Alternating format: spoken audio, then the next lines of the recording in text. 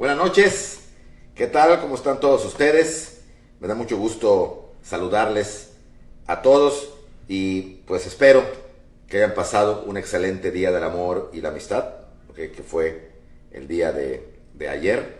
Ojalá que hayan recibido pues muchas bendiciones de parte de sus seres queridos, de su pareja. Lo principal es estar unidos en esta pandemia, es permanecer siempre unidos, ¿ok? El amor y la amistad no es un día, sino es siempre, ¿no? Es algo simbólico, pero ojalá que todos lo hayan pasado muy bien. Y de parte mía, aunque sea pues con 24 horas de retraso, un abrazo, un cariñoso saludo a todos, a Estados Unidos, a México, a todos. Y pues mi cariño y mis respetos para todos ustedes, porque son ustedes gente que muestra su curiosidad, su interés por la historia. Y esto es lo que tenemos que empezar a crear en esta nueva pandemia. Cuando termine esto, nada va a volver a ser exactamente igual. Muchas cosas van a cambiar, pero no solamente que cambie lo material, que cambie el comercio, que cambie la escuela, que cambie el cine, que cambie, no, también cambiar nuestra mentalidad y nuestra visión de un México, ¿okay? En donde se hable sobre todo con la verdad y con la unidad. Bien, pues gracias a todos y vamos entonces a proseguir con el tema de hoy, que es la dictadura de Santa Anna. Bien, pues bien, quedamos la semana pasada en donde un grupo de mexicanos santanistas de ambos bandos, porque había santanistas tanto del federalista como del centralista, van a ver a Santa Anna, lo localizan y hablan con él en Turbaco. Se realiza la famosa entrevista en Turbaco del año de 1800, finales de 1852. Y para todo esto, sí, 1852, perdón. Y para todo esto, ¿qué pasaba con Arista? ¿Sabía algo? No sabía nada. Arista ya empezaba a verse la cuarteadura. Arista era un general que había sido santanista y que de hecho lo era, a diferencia de Herrera, que era un civil. Por lo tanto, adolecía de lo mismo que todos los militares, sobre todo de grado, santanistas.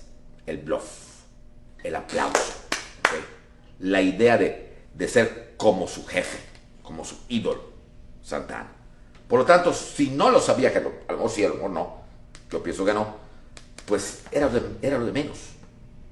Para él no tenía la menor importancia, como decía Arturo de Córdoba, simplemente ahí estaba. Y si llegaba a Santa Anna, qué buena onda, y si no también. Bueno, el hecho es que hasta donde se sabe, y los cuenta don José Fuentes Mares, uno de los biógrafos de Antonio López de Santa Anna en su libro Santa Anna, el hombre, nos dice que fue un grupo y que le pidieron y le rogaron que volviera a México. Santa Anna se resistía. Aquí cabe la duda, si realmente se resistía por teatro, como lo hacía siempre, porque le encantaba, uno, actuar, y dos, que le rogaran. O probablemente con la edad, con la niña que tenía a su lado, lejos del reflector mexicano y sobre todo querido y alabado, y no políticamente, por el pueblo de Turbaco, a lo mejor en realidad cabe la duda de pensar que a lo mejor estaba diciendo la verdad, no quería. No, muchas gracias, ya estoy grande, que no quiero volver, que eso, lo otro. Pero como su currículum, sus antecedentes son los de un farsante mentiroso, pues tenemos todos la posteridad de pensar que Santa Anna estaba fingiendo. Y la mayoría de los autores así lo ponen. Estaba fingiendo de que no quería, para que le insistieran, para que le rogaran. Eso le encantaba a él. Y vuelva, y vuelva, y vuelva, y vuelva. Y se daba a rogar. Inclusive se iban y el siguiente día volvía. Le encantaba eso al viejo. Hasta que le tocan la fibra que, pues que todo parece indicar que sí era una actuación, ¿okay? Cuando le dicen, pero es que tiene que volver, señor. México lo necesita. México está en caos. Y aquí viene. O era un genial actor, un genial cínico, un genial farsante, o de plano sí, mae, sentía ese amor por la patria. Lo cual eso sí lo dudo. Pero cuando le nombran o le tocan el nombre de México, Santa Anna, con su bastón, tenía un bastón. Momento. Si México me necesita, entonces sí voy. Me sacrifico. sacrifico mi descanso, sacrifico mis cosas y voy a mi patria querida que me llama. La locura de esa comisión. Imaginémonos, se arrodillan, le besan la pierna. No es esta, es la falsa, la otra. O sea, la mano, toma. Y despedido con aclamaciones, entre aclamaciones y llantos del pueblo de Turbaco, que aparentemente sí lo quería. Promete volver, que solamente va a arreglar las situaciones en su país, pero que va a volver. Y Santa Anna se embarca para volver a México. El viaje tiene varias paradas. Jamaica primero, para buscar algunas cosas que allá tenía. La Habana, donde está como una semana esperando cómo reaccionaba el pueblo mexicano a su llegada. Y ahí le informan que Veracruz estaba preparando una super llegada y que lo iban a recibir como un semidios. Y es en La Habana donde le informan que Arista estaba de acuerdo en entregarle a él la presidencia. Entonces Santa Anna ya no tiene ninguna duda, y se embarca rumbo a Veracruz. La descripción que nos hacen todos los autores y los cronistas de Veracruz de la llegada de Santa Anna fue apoteósica. Hacía 5 años que no lo veían. Se había ido en el 48 y estamos en el 53. 5 años en donde don Antonio había pasado pues, casi inadvertida su vida en Turbaco. Y ahora lo volvían a ver. ¿Qué? La multitud en la residencia. Santa Anna. Un carruaje descubierto, donde Santa Anna se sube con su bastón, con su esposa Doloritas, una chiquita, pero ya no estaba tan chica, tenía 17, 18 años. Y la multitud de Santa Anna, Santa Anna, la gente llorando, pero nos describen que llorando. El mío Lucas Alamán, que aún vivía, no estaba ahí, pero te lo contaron y él lo escribió, que la gente estaba llorando viendo a Santa Anna y se le acercaba, parecía, lo querían tocar como si le cura, como si fuera un santo, un milagro. Estoy tullido, me toca, me Santa Anna, ya estoy bien. O sea, la locura, la locura. Imaginen ustedes qué ignorancia del pueblo mexicano. Con un pueblo así es muy difícil manejar las cosas. O al contrario, muy fácil para el gobernante. Pero qué una multitud. Y obviamente, la avanzada de Santa Anna iba proclamando que había llegado. Por lo tanto, mientras el carruaje avanzaba rumbo hacia México, en todos los lugares fue aclamado, Puebla, por ejemplo, aclamado Santa Anna, ¡viva Santa Anna, Santa Anna! Y cuando llega a la Ciudad de México, el propio Arista, recordando a Gómez Farías, que había salido a la puerta del Palacio de Gobierno, y recordando a Anastasio Bustamante, que también había salido a la puerta del Palacio de Gobierno. O sea, ¿qué tenía el tipo que a los presidentes? Sale a recibirlo, gritando, ¡viva Santa Anna, viva Santa Anna! La multitud de enardecía, Santa Anna! México se entregaba a don Antonio López de Santa Anna. Otra vez volvía al poder Santa Anna por 11ª y última vez. Volvía a Santa Anna. La multitud enardecida. Arista le prepara toda una fiesta donde la poca lana que quedaba o que ya no quedaba lo dedica para repartir licor, mezcal al pueblo en esas fiestas que se hacían en lo que hoy es el Zócalo y que terminaban con circos y con maromas y teatros en la famosa Plaza del Volador, donde se había mandado colocar una estatua de Santa Anna. La Plaza del Volador, para los que conocen la Ciudad de México y los que son abogados y me ven, es donde hoy está la Suprema Corte de Justicia. Esa era la Plaza del Volador. Era un terreno baldío que durante mucho tiempo, durante la colonia y la independencia, servía como terreno para llegar circos o para llegar, se llamaba el Volador, porque ahí se ponían siempre los famosos voladores de Papantla. Pues ahí le pusieron su estatua sentada. Ya, obviamente ya esa plaza pues ya no existe porque ya está la Suprema Corte ahí. La Suprema Corte la mandó a construir Porfirio Díaz. Bueno, que por cierto nunca le hizo caso, pero para el bluff también. Bueno, Entonces, la multitud enardecida, Santana, Santana, y la fiesta, Santana, Santana, Santana, se reúne el Congreso para aceptar la renuncia de Mariano Arista y declarar presidente a don Antonio de Padua Severino López de Santana. En 1853, don Antonio era de nuevo nombrado presidente de la República. Otra vez Santana en la presidencia. Nada más que ahora el pueblo mexicano tal parecía que no había aprendido nada de nada.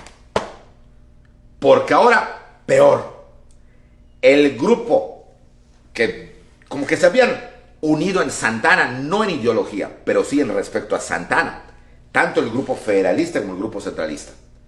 Y el grupo centralista, para apantallar al grupo federalista, había hecho una colecta y había logrado comprar al gobierno de Arista, que lo remató, por así decir, el antiguo colegio militar, o sea, el castillo de Chapultepec, que desde lo de los niños héroes estaba casi abandonado.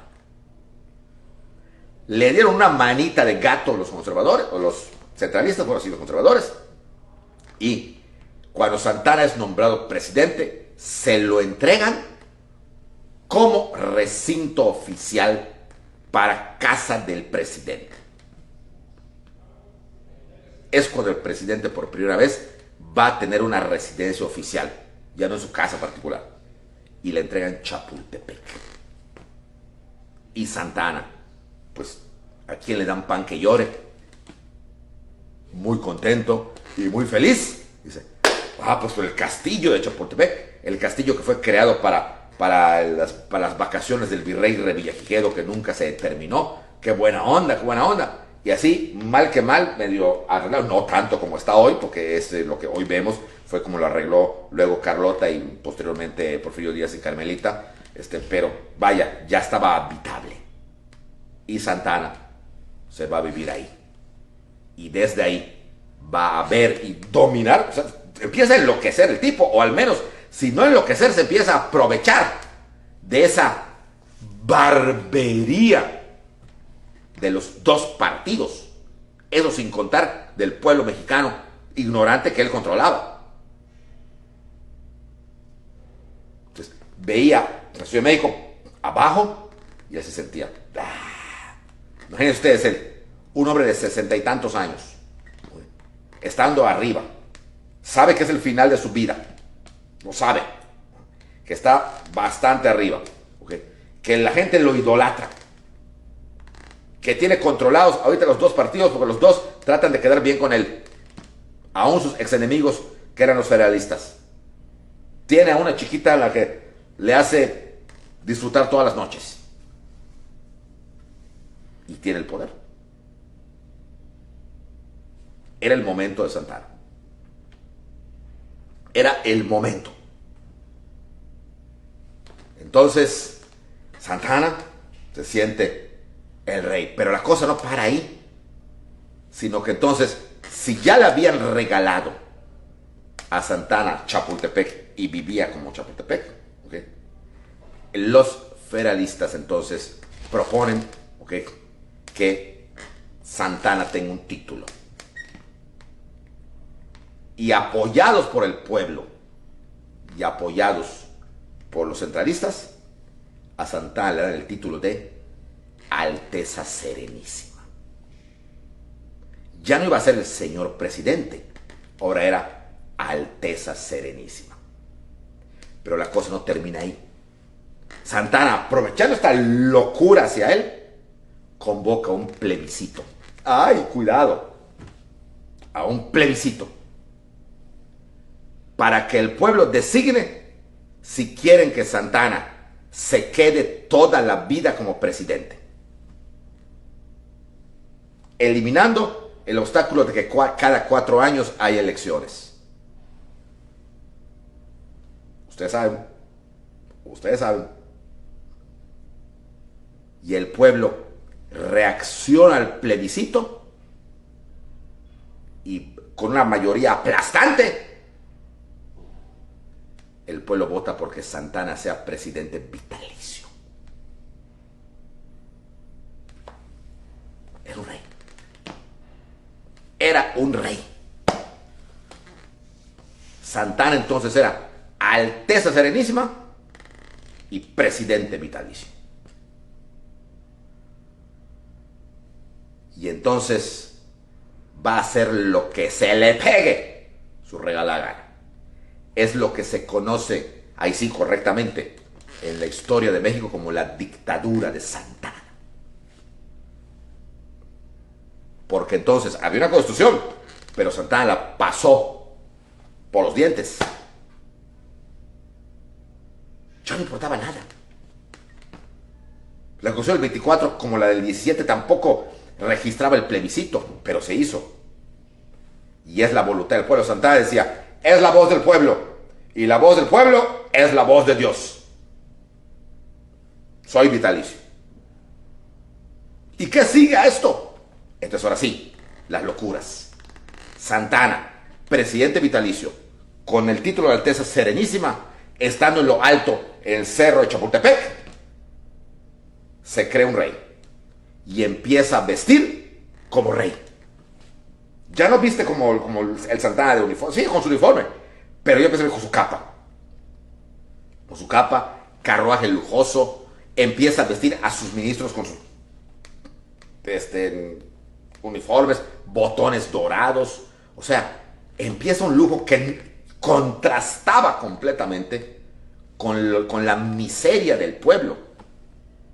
Empieza la locura de don Antonio. Esa es la verdad.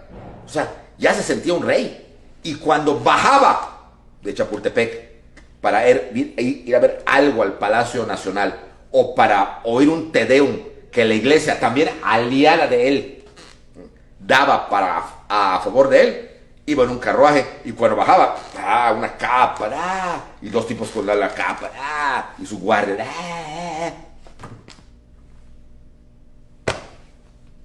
así. Así las cosas. Y las locuras siguen, ¿okay? Porque después de la vestimenta de él quiere que todos vistan al estilo europeo. Y Santana le llegaban algunas revistas de Europa y vio que el que vestía más elegante de todos los reyes y emperadores europeos era el zar de Rusia. En esa época creo que era Alejandro III o alguien así, no recuerdo, no habría que ubicar quién era. Y entonces le gusta a la vestimenta del zar. Y la vestimenta de la guardia del zar. Esto es historia. Parece comedia, parece una película así de cómicos antiguos. Casi comedia de Viruta y Capulina. O sea, empieza a tratar de vestir a sus soldaditos con los uniformes carísimos que mandaba hacer para que se parecieran a los de la revista del zar. Y cuando vio que no se parecían a los de la revista, porque los del zar, oye, rusos, barba hasta aquí, los de Santana, mexicanitos, chaparritos, digo, no es por nada, pero la raza es diferente, pues no le gustó. Y entonces, para darse categoría, y vio que todos los del zar, la categoría, veía a Santana, que se las daba las barbas, ordenó que todos sus guardias dejaran crecer la barba. Pero pues, hombre, digo, ¿a cuántos mexicanos les crece una barba así larga? Y como no les crecía a los guardias, pues compró barbas postizas. Y era el ridículo, pero él parecía o que no le importaba, porque iba y todos sus guardias con sus barbas postizas. Así. O no le importaba al tipo, ¿ok? O de plano ya estaba muy loco. Fue la época, por cierto, en donde se convoca un concurso para darle a México un himno. Y es cuando se aparecen los autores de Francisco González Bocanegra y Jaime Nuno era español, para hacer la letra y la música. Y se hace el himno. Es en la época de Santana cuando se hace el himno. Y se canta por única vez y no se volverá a cantar hasta 30 años después. en el Teatro Nacional, que ahora ya le habían puesto el nombre de Teatro Santa Ana, en honor a Santa Ana. Y ahí se canta por primera vez el himno, el 15 de septiembre de 1853. O sea, que definitivamente Santa Ana estaba muy loco. Pero lo más grave,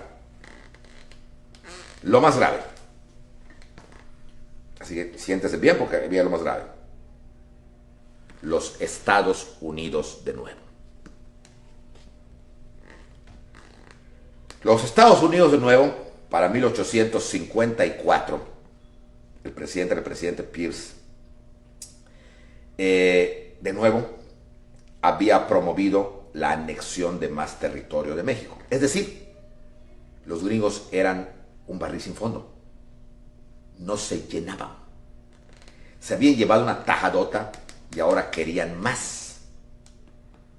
Habían pasado apenas 5 años de llevar la tajada del medio pastel y ahora querían más.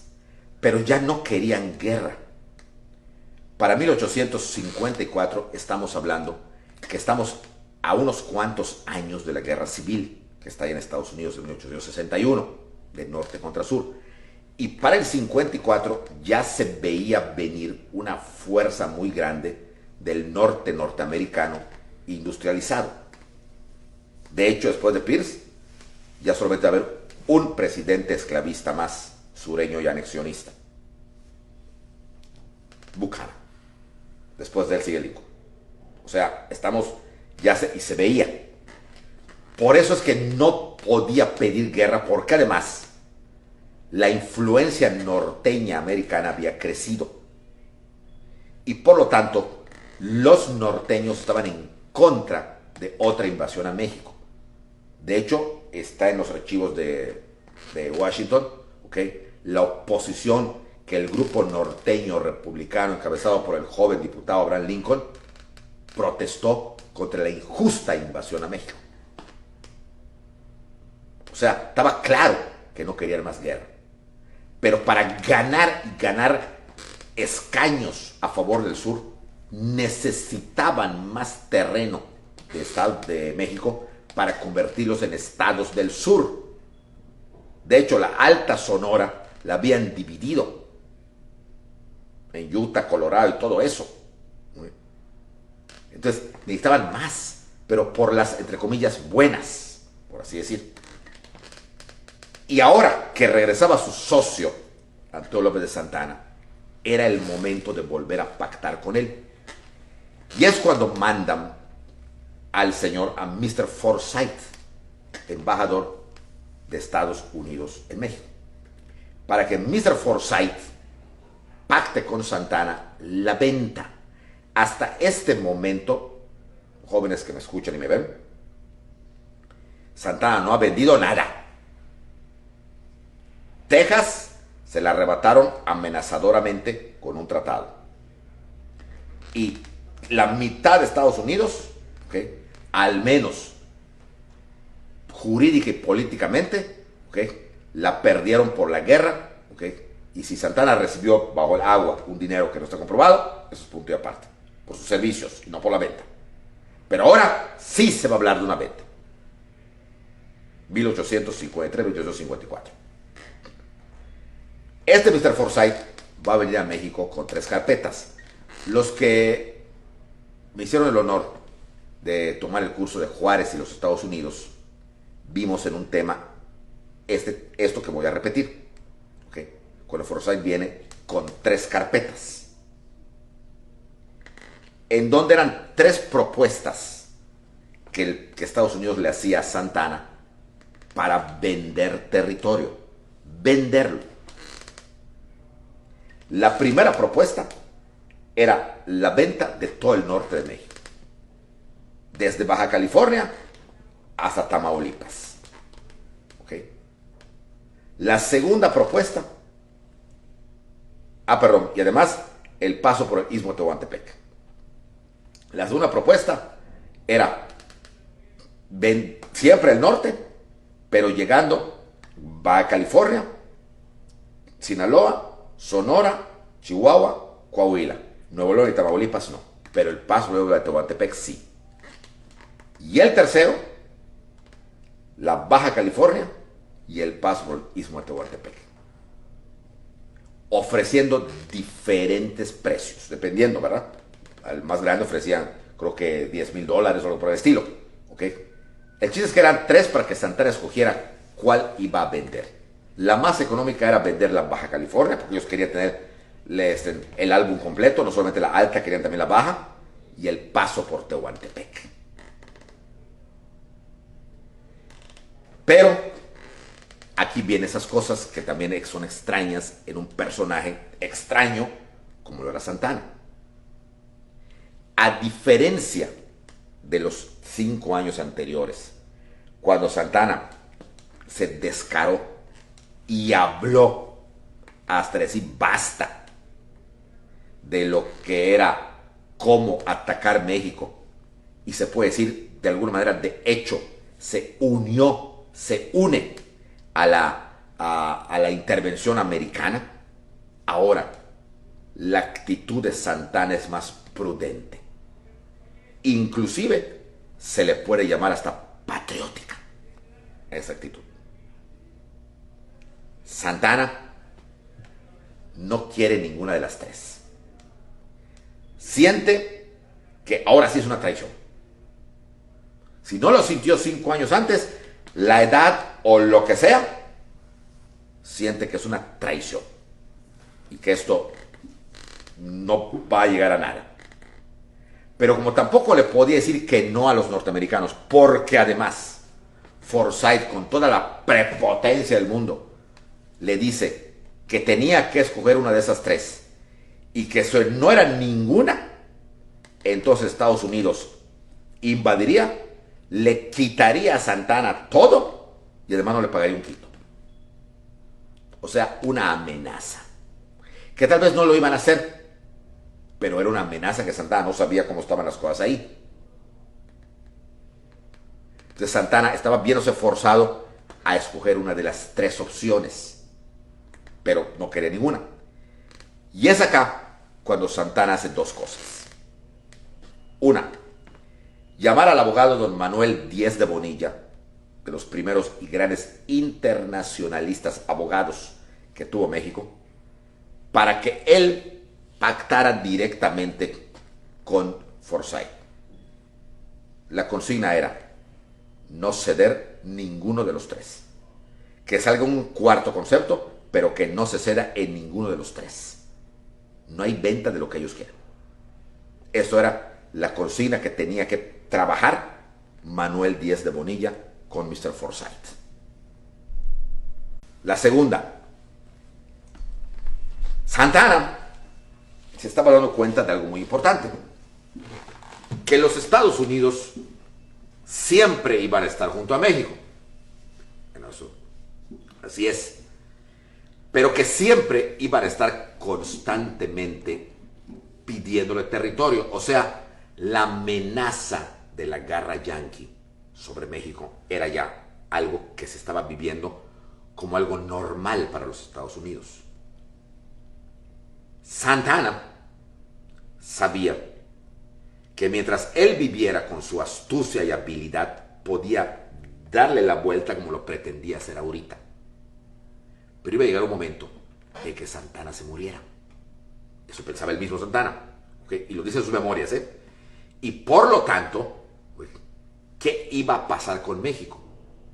Al morir Santana, Estados Unidos, ahora sí, se iba a adueñar de todo. Ahora sí vendría la desaparición de México. Si no vino, porque no les convino en el 47, ahora del 53, 54 en adelante, les podía convenir.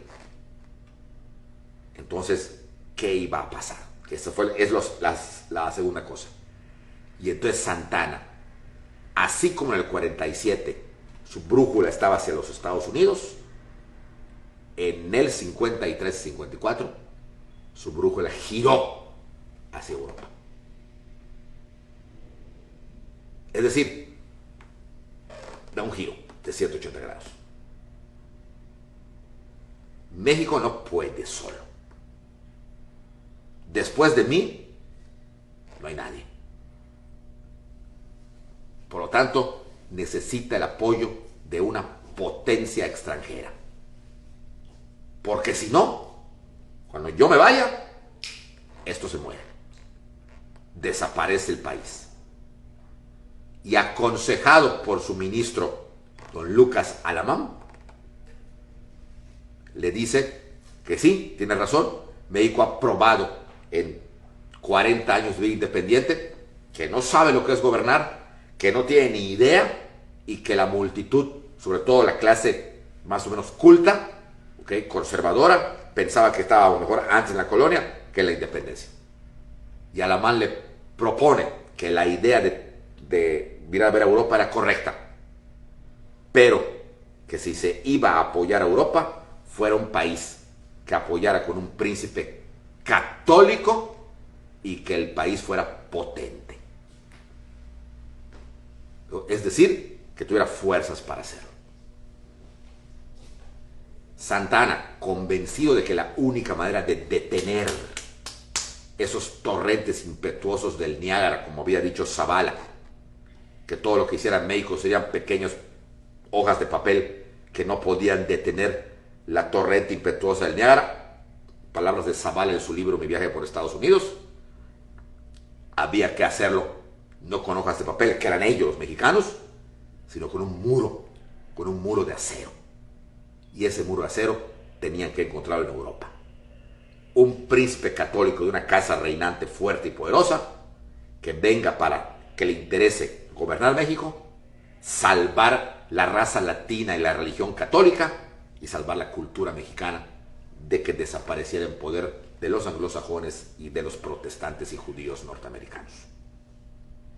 Y entonces, aconsejado por Lucas Alamán, en secreto, en 1854, mientras Manuel Díez de Bonilla estaba en reuniones con Forsyth tratando de revolverlo, lo cual era fácil, porque Forsyth no era inteligente, Forsyth era prepotente y un estuche de información muy bueno, pero no era inteligente. Mientras estaban en discusiones en Tacubaya, porque en Tacubaya eran las discusiones con Forsyth y Díez de Bonilla por lo de la venta, en secreto, Santa Anna y Lucas Alamán, claro, propuesto por Lucas Alamán, va a nombrar a dos personajes. Dos personajes que en secreto, con instrucciones secretas de Santa Anna, van a ir a Europa. El gobierno les va a pagar como una comisión muy fuerte. Sabían francés, ¿okay? Sabían latín, para que fueran a Europa y sondearan la opinión de las casas reinantes, a ver a quién le interesaría mandar un príncipe católico para que gobernara México. Estos dos personajes, cuyos nombres comenté cuando vimos el tema Juárez y los Estados Unidos, eran el yucateco don José María Gutiérrez Estrada y el señor don José Manuel Hidalgo y Esnaurrizar, quienes ambos parten en un viaje que nunca no se dijo para qué, rumbo a Europa. Parten, ninguno de los dos ya va a volver, los dos van a quedar ahí toda la vida y van a hacer su vida y ahí se van a morir, ahí están enterrados. Y los dos, su misión, ir sondeando la opinión. Se iban a ubicar en el centro y en el lugar que era considerado la moda, que además tenía un emperador que aparentemente era querido por el pueblo, que era Napoleón III, ¿okay? Y ahí van a establecer su casa. José Manuel, porque don José María Gutiérrez Estrada prefirió estar cercano al Papa, era muy católico, ¿okay? Y él prefiere ir a establecerse en Roma para estar cercano a la opinión del Papa y tener contacto con el Papa. Y ahí se van. Su misión, no ofrecer aún nada, sondear, preguntar si les interesaba. Esa era la misión. Bien, eso fue entonces primero, Manuel Díez de Bonilla resolviendo las cosas con Forsyth. Estrada e Hidalgo yéndose a Europa a sondear. Y el tercer punto, Lucas Alamán propone a Santa Anna crear un partido fuerte con ideología. Había que desarmar al grupo de federalistas que ya se empezaban a llamar liberales. Y Lucas Alamán prepara unos puntos para fundar un partido. Y es cuando nace el partido, ahora sí como partido, ya no como ideología, el Partido Conservador. Es en este momento cuando dejan de llamarse centralista, se llama conservador. Y este partido, fundado por Lucas Alamán y evidentemente con la bendición de Santana, tenía 3 puntos. El primero, pro-europeos, admiraban a Europa. 2, querían un gobierno de un príncipe extranjero católico, pero que ese príncipe respetara, adaptara y promocionara las costumbres mexicanas. Y tercero, hablaban contra la democracia. Eran totalmente antidemocráticos. Ellos pensaban que la democracia era un invento de los masones y los judíos para embrutecer al pueblo. Porque el pueblo no sabía elegir. Y podía elegir así como uno bueno a uno malo. Así como uno serio podía elegir un payaso. Entonces, eran enemigos del concepto democrático al que consideraban un concepto masónico judío e hijo legítimo del protestantismo. Y Lucas Alamán funda este partido, el Partido Conservador. Claro que en respuesta, que era de esperarse, los federalistas se reúnen y fundan un partido contraparte, el Partido Liberal, que es lo contrario, totalmente lo contrario. Igual 3 puntos, pero contrarios. El primero, proamericanos. Su admiración es hacia la modernidad y el avance que en poquísimo tiempo ha tenido Estados Unidos. Veían a Estados Unidos como el país modelo a seguir por lo moderno. Veían a Europa como old fashion, como pasado de moda, como algo que ya no iba. Fíjense, ahí ve la diferencia. El segundo, querían un gobierno mexicano, que gobernaran mexicanos, pero adoptando las costumbres norteamericanas y borrando todas las costumbres mexicanas que eran una porquería. Así lo pensaban ellos. Y tercero, sí creían en la democracia. Decían, el gobierno debe ser del pueblo, para el pueblo y por el pueblo. Y si el pueblo no lo sabe, lo tiene que aprender. Entonces, eran los puntos que nacían estos 2 partidos. Desgraciadamente, al poco tiempo de esto, parecía que fue lo último que hizo Lucas Alamán. Lucas Alamán se muere, pero ya había fundado el partido. Y a los poquitos tiempos del entierro de Lucas Alamán, Manuel Díaz de Bonilla le trae una buena noticia a Santana. Señor, ya está listo. ¿Qué pasó? Logré que firmaran un tratado. ¿Cómo? Pero queremos que no. Permítame. De todo lo que pedían, solo le vamos a vender por 10,000 pesos un pequeño territorio al norte, que es chiquitito, que se llama La Mesilla, para que pase su tren. Y cuando le muestra el mapa de La Mesilla, con respecto a todos los que él pedía, ¿y cómo lo conseguiste, Manuel Díaz de Bonilla? Secretos de profesión. Lo conseguí. Forsyth lo firmó y Estados Unidos se lleva. Fue lo único que vendió, que se le puede decir que vendió Santana, porque fue un contrato de compra-venta. La Mesilla. Pero el hecho de que se hubiera vendido otra vez para el grupo federal, bueno, el exfederalista, ahora el liberal, implicaba una venta, implicaba que Santana seguía siendo socio de los Estados Unidos y que esa venta de esa cosa chiquitita, detrás había mar de fondo. Y entonces, en un lugar del estado de Guerrero llamado Ayutla, 2 personajes, un campesino que tenía fama de cacique muy poderoso y sobre todo se le consideraba héroe regional porque era quizá en ese momento el único que vivía de la época de la independencia, don Juan Álvarez, asesorado por el asesor jurídico de la aduana de Acapulco, llamado Ignacio Comonfort, un abogado, lanzan el plan de Ayutla, donde dicen no más venta de territorio, y pedían la renuncia de Santana y empezar de nuevo, es decir, hacer una nueva constitución. Santana no le prestó mucha atención porque era un movimiento muy regional en un lugar lejano llamado Ayutla y no pensó que esto fuera más.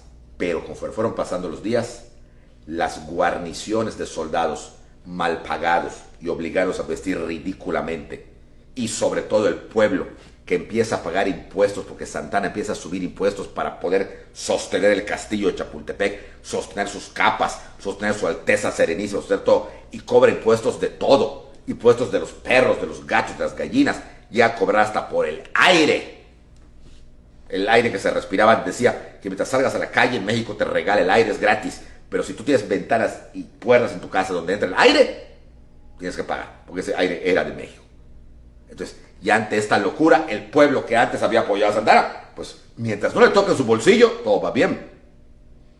Pero ya esto ya se pasaba de verde oscuro. Entonces, empieza a cundir la rebelión. No fue tanto, no fue una especie de revolución como tal, como la mexicana contra Porfirio Díaz, no fue tanto. La cuestión fue que Santana ya no estaba para aferrarse al poder. Tenía casi 70 años, una pierna falsa, había gozado las mieles del poder, estaba en Chapultepec, vestía como un rey, le decía la Alteza Serenísima, tenía a su jovencita esposa, y recordaba quizá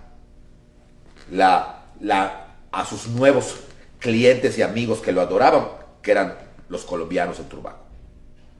Y a los 70 años ves la cosa diferente. No es lo mismo hasta Superman, no es lo mismo Superman hoy que Superman 30 años después. Si Santana se había portado así con la guerra de los pasteles, la guerra de Texas, y todavía hasta hacía 6 años con la guerra contra Estados Unidos, ¿ok? Ya no era lo mismo. Y Santana, que tal vez pudo haberlo aplacado, no le interesa, no quiere, y por la famosa Puerta Antonia vuelve a salir y se dirige otra vez a Turbaco. Esta vez para no volver nunca más como presidente. El plan de Ayutla había triunfado y va a empezar otro México. Pero esto ya no es parte del santanismo. Pero para epilogar, vamos a ver qué pasó con Santana. ¿Dónde va Santana?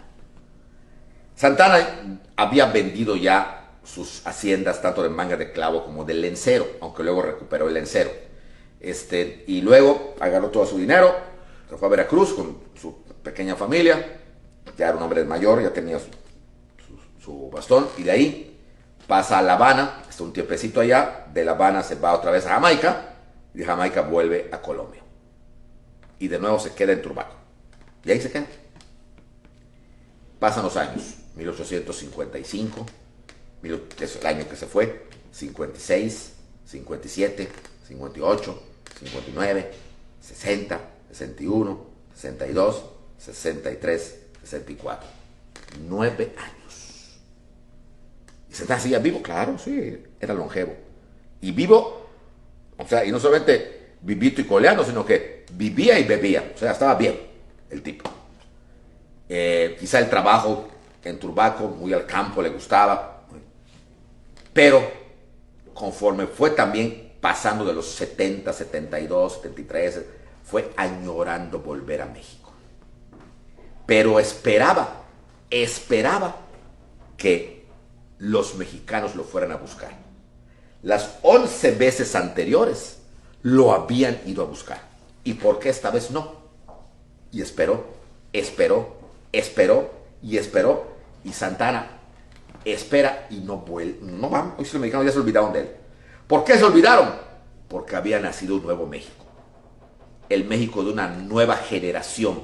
Ya no era la generación iturbidista, era una nueva. Y no era la generación militarista y clerical, una generación laica, jurídica. Nuevos personajes, nuevas ideas, la reforma, la guerra de reforma, los tratados internacionales, la intervención francesa. Y ahora estaba en México 2 gobiernos, Benito Juárez, que se presumía presidente legal y legítimo, como ya vimos, y Maximiliano, que no era aceptado por una gran parte de la nación. Entonces Santa Anna, cuando se entera de que nadie lo llama, pues ¿qué está pasando? Entonces agarra a Doloritas, a su familia otra vez, no, Doloritas más bien, le dice a los de Turbraco que va a volver y se va a Cuba. Quiere estar cerca a ver qué pasaba en México. Y llega a Cuba en 1864 y se entera de todo lo que les acabo de contar. ¡Wow! O sea, que había dos bandos. Aquellos partidos liberal y conservador ahora eran republicanos e imperialistas. Ahora eran maximilianistas y juaristas. Y entonces Maximiliano quiere sentirse vivo y como un auténtico patán, como un auténtico cínico más que patán, le ofrece sus servicios a los dos. A Juárez por un lado y a Maximiliano por el otro. O sea, el clásico, a ver a quién le tiro. Prendía dos velas.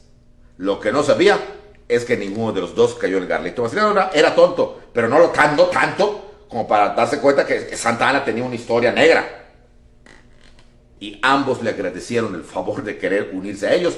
Nada más que Juárez le contesta, ¿ok? No solamente no lo acepto en mi grupo, sino que usted es un traidor vendepatrias.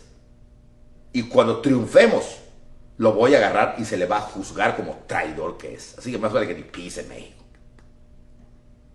Entonces Santa Anna se siente rechazado por la nueva ola, por así decir. Ya no encaja ni con el bando de Maximiliano ni con el bando de Juárez. Pero el tipo que estaba enfermo de poder y a esa edad, creo que la cosa de vuelas, dice, no puede ser. Yo soy Santa Anna, soy Antonio de Padua, Severino López de Santa Anna. No puede hacerme esto. Yo, soy el héroe de Tampico, el seductor de la patria, el padre de la república. Yo derroqué a Iturbide, no puede ser posible, ¿eh? Y entonces se acuerda que tenía unos socios, los Estados Unidos. Y en 1866, porque 2 años se pasé en Cuba, bueno, o sea, todo esto pasaron meses, se presenta nada menos y nada más que en el mero Washington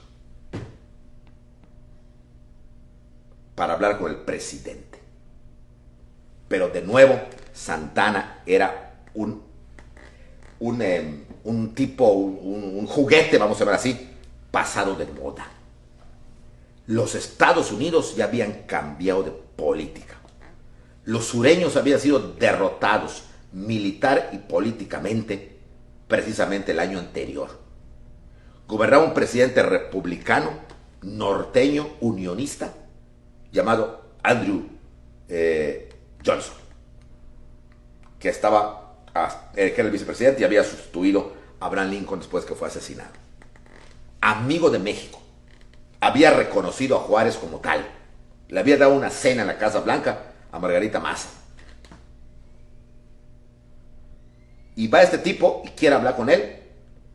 Él ya sabía quién era Santa Anna, lo sabía, nada más que los amigos de Santa Anna eran los sureños, no los norteños. Los amigos de Santa Anna eran todos los que habían participado en el sur: Taylor, Scott, Jackson, Polk, Pierce, el mismo Buchanan. Pero ya era otro, ya eran otras ideas.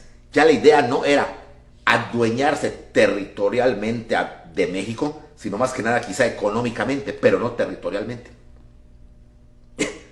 Y no lo van a recibir. Johnson nunca lo va a recibir. Y Santa Anna se va a quedar sentado, diario va a ser antesala. Ahí hay una historia donde nos dicen que un día que estaba precisamente haciendo antesala en la Casa Blanca, se topa con un señor, ¿okay?, que también estaba haciendo antesala, ¿okay?, y que se presentaban, más o menos masticaba el español el tipo, ¿okay? Era un señor que se presentó como Mr. Adams. Y Santa Anna estaba mascando, ¿okay? Y el señor ve que está más y más. ¿Qué está mascando? Tabaco. Le dice, no, es una cosa que he encontrado en Colombia y que también hay en algunos lugares de Cuba, por acá. ¿Qué es? Le dicen chicle. Ah, es más, digo, tengo varios, sacó de su bolsa y le da. Ah, gracias, gracias. A los pocos años, este señor industrializó el chicle y creó la fábrica de chicles Adams. Los que son más grandecitos se acordarán que aquellos programas antiguos de Capulina, de Vito Corina, los patrocinaba Chiclets Adams. No sé si existe todavía esa marca, pero creo que sí. Bueno, no lo reciben. Y ahí, cuando se da cuenta que no lo van a recibir, Santana, que ya está cercano a los 80, y si no, no puede ser, yo soy el héroe de Tampico, soy el ídolo de la patria, como que no cabía, solo soportaba ver las Doloritas, solo ella. Y entonces se le ocurre, ya sé dónde voy a ir. Yucatán. Yucatán odia a los mexicanos. Yucatán, ¿ok? Estoy seguro que quiere separarse de México. Pues voy a ir a caudillar un movimiento para separar a Yucatán de México. Y Santana se embarca en Nueva Orleans para desembarcar en Cizal, 1867, septiembre.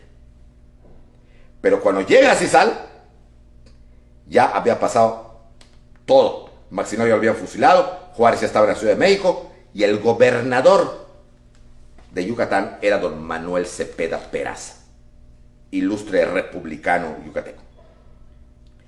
Y cuando le informa el capitán de puerto que Santana estaba en un barco que estaba atracando, si se le permitía bajar o no, Cepeda Peraza telegrafía a Juárez y dice: Santana está aquí, ¿qué hago con él? Y Juárez dice: deténgalo, y súper encadenado, no se nos vaya a escapar, remítalo a San Juan de Ulúa, ahí remitiré órdenes para que sea juzgado. Y cuando Santana se quiere bajar, entran los soldados mandados por el gobernador de Yucatán, agarran a Santana, lo encadenan, lo meten en otro barco y ese barco lo remite a San Juan de Ulúa.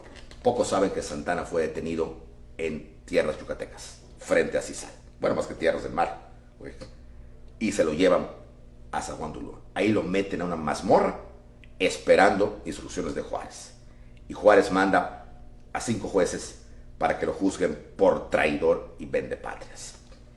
El juicio de Santana está documentado. Se dice que salía ya estaba muy viejito, y su esposa salía, lo sentaba en el banquillo de los acusados, y Santana oía todo lo que decía con su carita así.